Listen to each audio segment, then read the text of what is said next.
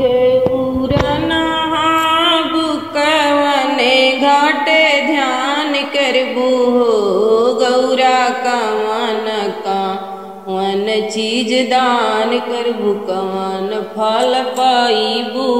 हो गौरा कवन चीज दान करबू कवन फल पाईबू हो राम घाट भोला ना बसरजू घाटे ध्यान कर बसरजू घाटे ध्यान करबई हो भोला सोने के माँ फल दान करबई गणेश फल पाईबई हो भोला सोने के माँ फल दान करबई गणेश फल पाईबई हो एक गोड़ धरली वो सरवा दूसर चौखटवा दूसर चौखटवा रामा तीसर गोड़ धरली वो बारिया तो गणपति जनम ली है हो सखिया तीसर गोड़ धरली वो बारिया तो गणपति जनम ली है हो तू ही मोरी चरिया से चरिया तो तू ही मोरी चरिया हो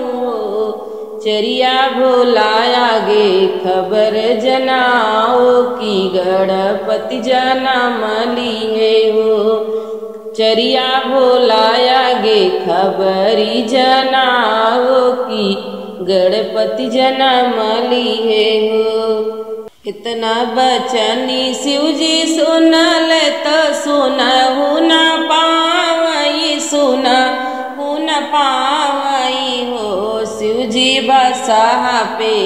भये सवार तो धगड़िन बोलावई गए हो बहनी बसाह पे शिवजी सवार तो धगड़िन बोलावई चली हो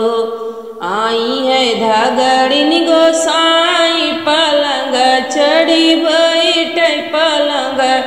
चढ़ी बैठाई हो शिवजी हमले बई सोने के हंसुलिया तब ही नार काटब हो शिवजी हमले बई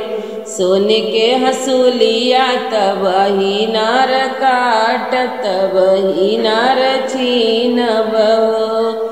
कटऊ धगड़िनी काट चलऊ नार काट चलऊ नार